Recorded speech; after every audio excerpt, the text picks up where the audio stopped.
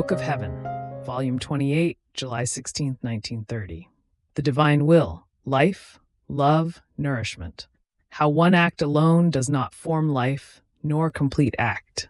Necessity of the repetition of the acts in order to form the life of the divine will. My abandonment in the divine fiat continues.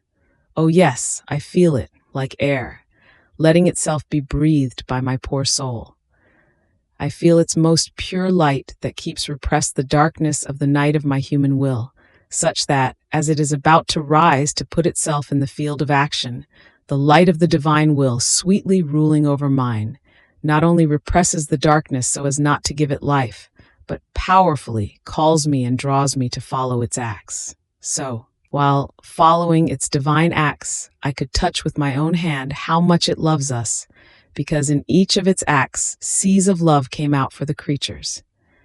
And my always lovable Jesus, showing his heart invested by ardent flames for love of creatures, told me, "My daughter, my love toward creatures is so great that it does not cease to love them for one single instant. If I ceased to love them for one instant alone, the whole machine of the universe and all creatures would resolve into nothing, because the existence of all things had the first act of life from my love, full, whole, complete, interminable, and incessant. And so that my love might have all its fullness, I released from myself, as act of life of the whole universe and of each active creature, my divine will. So, my will is life of everything. My love is continuous nourishment of all creation. Life without nourishment cannot live. Nourishment, if it does not find the life, has no one to whom to give itself, nor anyone to nourish. So the whole substance of all creation is my will, as life, and my love, as nourishment. All other things are superficial and as ornament. Therefore, heaven and earth are full of my love and of my will. There is not one point in which, like mighty wind, they do not pour themselves toward the creatures, and this always, always, without ever ceasing.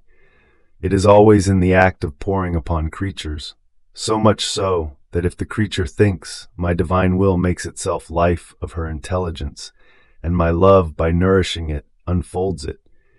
If she looks, it makes itself life of her eye, and my love nourishes the light of her seeing.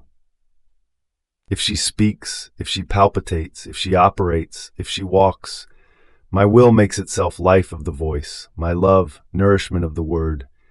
My divine will makes itself life of the heart, my love, nourishment of the heartbeat. In sum, there is not one thing that the creature might do in which my will does not run as life, and my love as nourishment. But what is not our sorrow in seeing that the creature does not recognize who it is that forms her life, and who nourishes all her acts?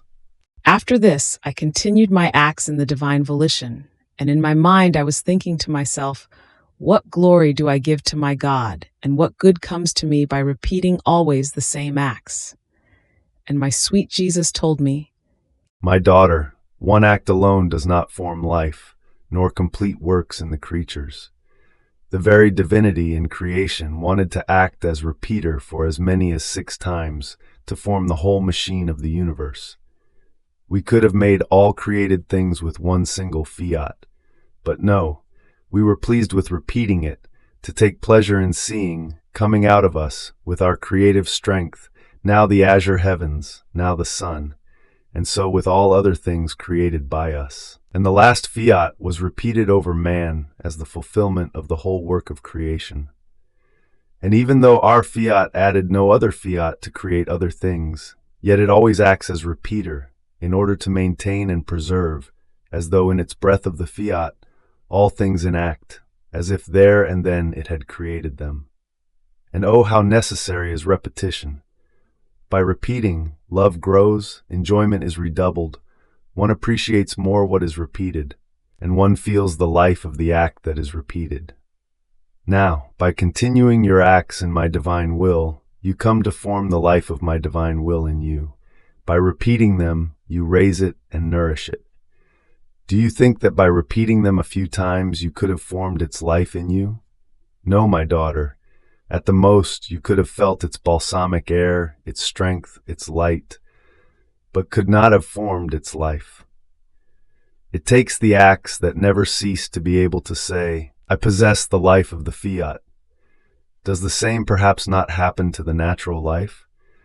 One does not give it food or water only once, and puts it aside without giving it anything anymore. But each day, if one wants to preserve life, it is necessary to nourish it. Otherwise, of its own it dies down. Therefore, continue your acts in my fiat if you do not want its life to die down and not have its fulfillment in you. Fiat